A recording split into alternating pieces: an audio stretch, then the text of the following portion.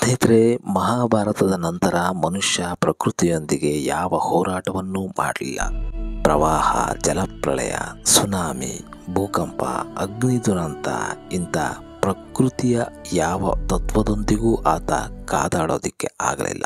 ಹಾಗಾಗಿ ವಿಜ್ಞಾನವೂ ಸಹ ನಮಗೆ ಅಷ್ಟು ದೊಡ್ಡ ಮಟ್ಟದ ಬೆಳವಣಿಗೆಯನ್ನು ಕಾಣೋದರಲ್ಲಿ ಕುಂಠಿತಗೊಂಡಿದೆ ಅನ್ನೋದನ್ನು ನಾನು ನಿಮಗೆ ಹೇಳಿದ್ದೆ. ನಮಗೆ ಇದು ಅಚ್ಚರಿಯನ್ನು ಉಂಟು ಮಾಡುತ್ತೆ. ಆದರೆ ಅದು ಹೇಗೆ ತಾನೇ ಮನುಷ್ಯ ಪ್ರಕೃತಿಯೊಂದಿಗೆ ಕಾದಾಡೋದಕ್ಕೆ ಸಾಧ್ಯ ಅನ್ನೋದನ್ನು ಪ್ರಶ್ನಿಸಬಹುದು. ಎಲ್ಲವೂ ಸಾಧ್ಯ ಇದೆ ಸ್ನೇಹಿತರೆ. ಈ ಮನುಷ್ಯ ಪ್ರಕೃತಿಯೊಂದಿಗೆ ಹೋರಾಡಿದಂತಹ ಸಾಕಷ್ಟು ಉದಾಹರಣೆಗಳು ಇದೆ. ಅಂತಹ ಅತೀಂದ್ರಿಯ ವಿದ್ಯೆಗಳು ತಂತ್ರದ ಮೂಲಕ ತಿಳಿದು ಬರುತ್ತೆ. ಅದನ್ನು ತಂತ್ರವಿದ್ಯೆ ಅಥವಾ ಮಂತ್ರವಿದ್ಯೆ ಅನ್ನಲಾಗುತ್ತೆ.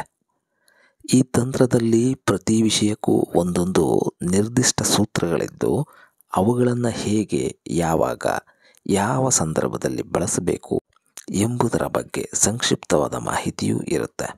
ಈ ಮಹಾಭಾರತ ಯುದ್ಧದಲ್ಲಿ ಮಾತ್ರ ಇಂತಹ ಪ್ರಕೃತಿ ವಿಕೋಪದ ಬಗ್ಗೆ ಅಥವಾ ಅಂತಹ ವಿದ್ಯೆಯನ್ನು ಬಳಸಲಾಗ್ತಾ ಇತ್ತು. ಉದಾಹರಣೆಗೆ ಪ್ರಳಯಾಸ್ತ್ರ. ಈ ಅಸ್ತ್ರವನ್ನು ಸೈನ್ಯವನ್ನು ನಾಶ ಮಾಡೋದಕ್ಕೋಸ್ಕರವೇ ಬಳಸ್ತಾ ಇದ್ರು. ಅದಕ್ಕೋಸ್ಕರನೇ ಸೃಷ್ಟಿಸಲಾಗಿತ್ತು. ಅಗ್ನಿಅಸ್ತ್ರ. ಅಗ್ನಿಯಂತಹ ದೈತ್ಯವಾದ ಜ್ವಾಲೆಯನ್ನು ಅದು ಹತ್ತಿಸ್ತಾ ಇತ್ತು. ಅಂಧಕಾರಾಸ್ತ್ರ. ಸೈನ್ಯವು ಕತ್ತಲಿನಲ್ಲಿ ಮುಳುಗಿ ಹೋಗುವಂತೆ ಕಾಣ್ತಾ ಇತ್ತು. ಅಲ್ಲಿ ಸಂಪೂರ್ಣವಾಗಿ ಕಪ್ಪನೆಯ ಹೊಗೆ ಕವಿದ, ಮೋಡ ಕವಿದಂತಹ ವಾತಾವರಣವನ್ನು ಅದು ಸೃಷ್ಟಿಸ್ತಾ ಇತ್ತು. ಸಂಪೂರ್ಣವಾದ ಕಾರ್ಗತ್ತಲನ್ನು ಅದು ಸೃಷ್ಟಿಸ್ತಾ ಇತ್ತು. ವಜ್ರಾಸ್ತ್ರ. ಸೈನ್ಯದ ಮೇಲೆ ವಜ್ರಕಾಯದ ಬೆಳಕು ಪ್ರಜ್ವಲಿಸಲಿ, ಕಣ್ಣು ಕಾಣದಂತೆ ಮತಿಭ್ರಮಣೆ ಆಗಲಿ ಅನ್ನೋದಕ್ಕೋಸ್ಕರವೇ ಅದನ್ನು ಸೃಷ್ಟಿಸಲಾಗ್ತಾ ಇತ್ತು. ಬ್ರಹ್ಮಾಸ್ತ್ರ. ಸಂಪೂರ್ಣವಾಗಿ ವಿನಾಶ, ಇಡೀ ಬ್ರಹ್ಮಾಂಡವೇ ನಾಶವಾಗುವಂತಿತ್ತು. ಇವೆಲ್ಲವೂ ಅಂತಹ ಸಾಮರ್ಥ್ಯ ಉಳ್ಳಂತಹ ಅಸ್ತ್ರಗಳಾಗಿದ್ವು. ಇವು ಕೇವಲ ಕೆಲವು ಅಸ್ತ್ರಗಳಷ್ಟೇ. ಆದರೆ ಇವುಗಳ ಪ್ರಭಾವ ಮಾತ್ರ ದೈತ್ಯಾಕಾರದ ವಿಧ್ವಂಸವನ್ನೇ ಸೃಷ್ಟಿಸಿಬಿಡ್ತಾ ಇತ್ತು. ಹಾಗೆ ಇವೆಲ್ಲವೂ ಪಂಚಭೂತಗಳಿಂದ, ಧ್ಯಾನದ ಮೂಲಕ, ತಪಸ್ಸಿನ ಮೂಲಕ, ಪಂಚತತ್ವದ ಮೂಲಕ, ಏಕಾಗ್ರ ಚಿತ್ತದಿಂದ, ತಂತ್ರಸಾರದ ಮೂಲಕ ಪಡೆದಂತಹ ಶಸ್ತ್ರಾಸ್ತ್ರಗಳು. ಬಹುಶಃ ಈಗ ನಿಮಗೆ ಅನಿಸಬಹುದು ನಾನು ಹೇಳಿದ್ದು ಸತ್ಯ ಅಂತ. ಮನುಷ್ಯ ಪ್ರಕೃತಿಯೊಂದಿಗೆ ಈ ಹಿಂದೆ ಕಾದಾಡಿ ಬಿಟ್ಟಿದ್ದಾನೆ ಸ್ನೇಹಿತರೆ. ನಾವು ಅದರ ಬಗ್ಗೆ ಅರ್ಥ ಮಾಡಿಕೊಂಡಿಲ್ಲ ಅಷ್ಟೆ.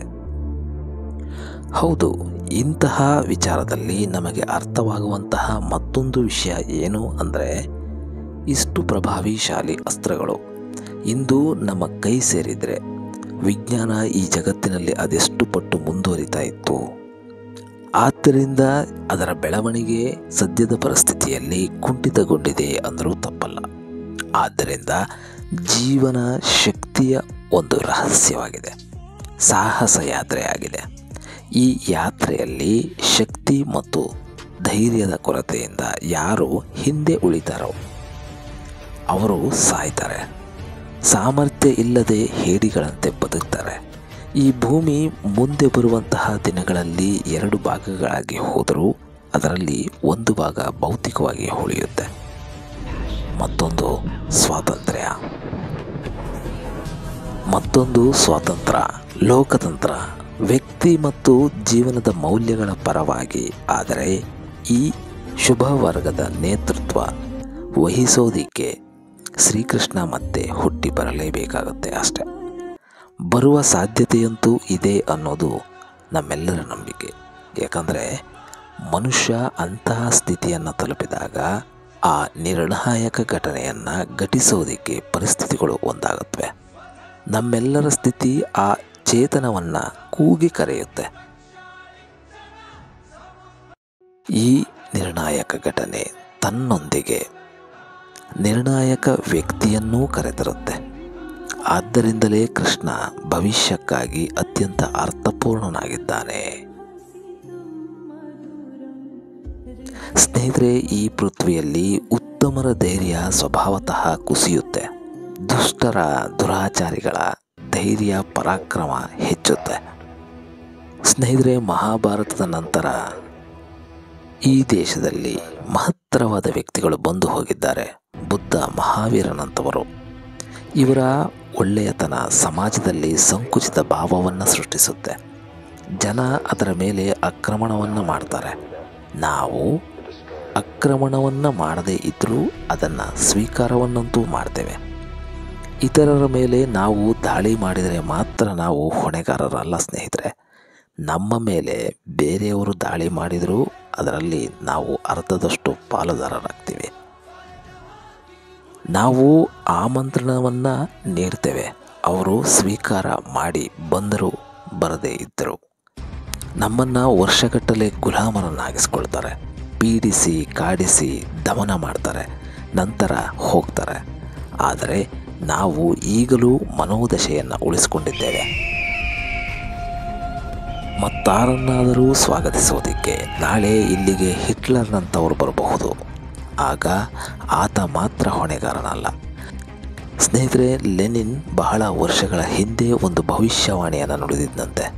ವಾಸ್ಕೋದಿಂದ ಕಮ್ಯುನಿಸಮ್ ಪೀಕಿಂಗ್ ಶುರುವಾಗುತ್ತೆ, ಕಲ್ಕತ್ತಾದ ಮೂಲಕ ಲಂಡನ್ನನ್ನು ಅದು ತಲುಪುತ್ತೆ ಅಂತ. ಈಗಾಗಲೇ ಪೀಕಿಂಗ್ ಶುರುವಾಗಿದೆ. ಏಕೆಂದರೆ ಭಾರತೀಯರ ಮನಸ್ಸು ಇಂದಿಗೂ ಸಂಕುಚಿತವಾಗಿದೆ. ಅವರಿಗೆ ಅವಕಾಶವನ್ನು ನೀಡಿದರೆ ನಾವು ಮತ್ತೆ ದಬ್ಬಾಳಿಕೆಗೆ ಒಳಗಾಗ್ತೀವಿ ಅನ್ನೋದು ಸತ್ಯ. ಆದ್ದರಿಂದ ಶ್ರೀಕೃಷ್ಣನ ಬಗ್ಗೆ ಮತ್ತೆ ವಿಚಾರ ಮಾಡಬೇಕಾಗಿದೆ.